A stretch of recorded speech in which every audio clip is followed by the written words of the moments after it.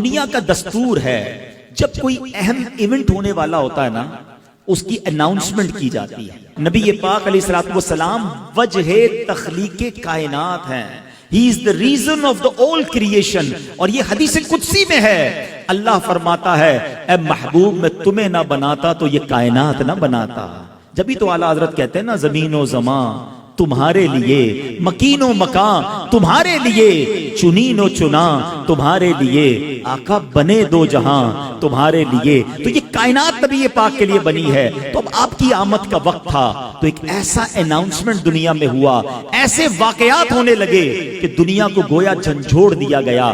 آقا علیہ الصلوۃ والسلام کی ولادت سے 55 دن پہلے ایک بڑا کمال کا واقعہ ہوا. اور یہ واقعہ کیا تھا؟ یمن کا بادشاہ تھا ابرہہ. اس نے ایک پلان کیا کہ یہ مسلمان کعبے کا طواف کیوں کرتے ہیں، کعبے پہ جا کر حج کیوں کرتے ہیں، کیوں نہ میں کعبے کو ہی گرا دیتا ہوں اور معاذ اللہ اس کو تہس نہس کر کے اس کے پتھر لے کر یمن میں کعبہ بنا لوں گا، پھر یہ سارے لوگ میرے پاس آئیں گے.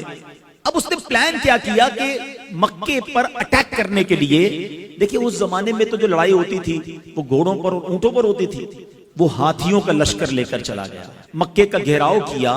اور پھر کیا کیا، مکے والوں کے مویشی جو تھے، مکے والوں کے جو جانور تھے وہ بھی اس نے پکڑنا شروع کر دیے. حضرت عبد المطلب اس کے خیمے میں داخل ہوتے ہیں. اللہ نے ان کی پیشانی پر ایسا نور نبوت عطا کیا تھا، وہ خیمے میں داخل ہوئے. ابرہہ روب میں آ گیا، عزت کے لیے کھڑا ہو گیا، اپنے برابر میں بٹھایا اور کہا حضرت فرمائیے کیسے آنا ہوا. حضرت عبد المطلب نے بڑی عجیب ڈیمانڈ کی.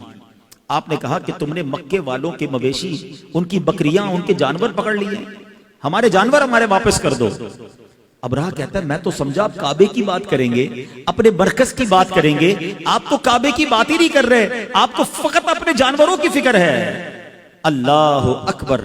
حضرت عبد المطلب کا وہ جواب آج بھی سیرت کی کتابوں میں سنہرے حروف سے لکھا ہے. کیا کمال کا جواب دیا. آپ فرماتے ہیں جانوروں کے مالک ہم ہیں، ہمارے جانور ہمیں دے دو، کعبہ جس کا گھر ہے وہ خود ہی حفاظت کر لے گا، کعبے کا مالک اس کی حفاظت کرے گا.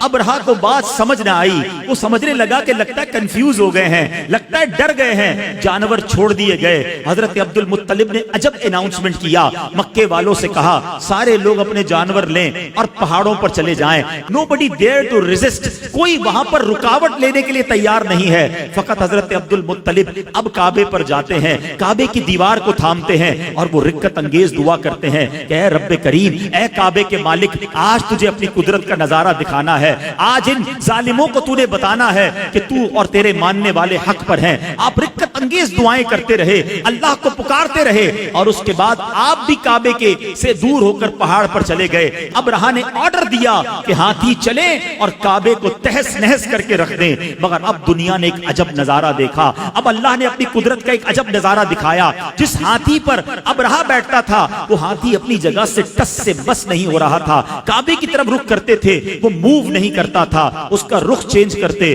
وہ چلنا شروع کر دیتا.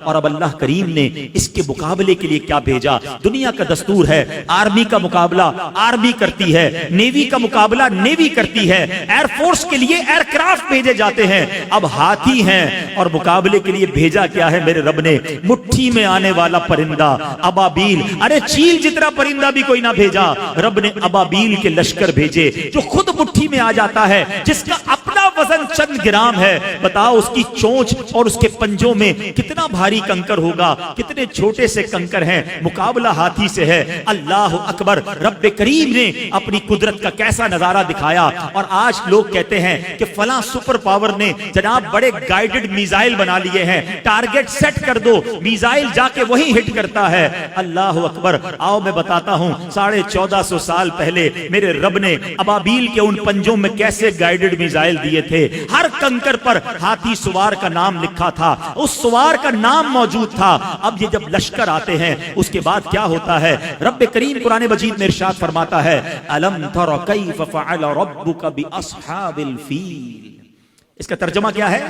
اے محبوب کیا آپ نے نہ دیکھا کہ آپ کے رب نے ان ہاتھی والوں کا کیا حال کیا؟ آقا تو دنیا میں تشریف ہی نہیں لائے تھے اور رب اپنے حبیب سے کہہ رہا ہے اے محبوب آپ نے نہ دیکھا. اٹ مینز یاد اس کو دلایا جاتا ہے جو کہیں دیکھ رہا تھا, جو کہیں موجود تھا. اللہ اکبر. نبی پاک علیہ الصلوۃ والسلام کے غلاموں سنو, آقا کی ولادت سے پہلے پوری دنیا کو ایک پیغام دینا تھا. الم یجعل کیدہم فی تضلیل وارسل علیہم طیرا ابابیل. ارے ابابیل کے لشکر بھیجے اور انہوں نے کیا کیا؟ وترمیہم بحجارۃ من سجیل. ان پر پتھروں کی, کنکروں کی بارش کی اور رزلٹ کیا آیا؟ فجعلہم کعصف مأکول. انہیں چبائے ہوئے بھس جیسا بنا کر رکھ دیا, پرخچے اڑ گئے. ان کنکروں نے وہ کام کیا جو بڑے بڑے میزائل نہ کر سکتے تھے. ہاتھی سوار, اور ان ہاتھیوں کا نام و نشان باقی نہ رہا. گویا پوری دنیا کو یہ میسج دینے والا تھا, آئی نئی حکومت, سکہ نیا چلے گا. آئی نئی حکومت, سکہ نیا چلے گا. عالم نے رنگ بدلا صبح شب ولادت.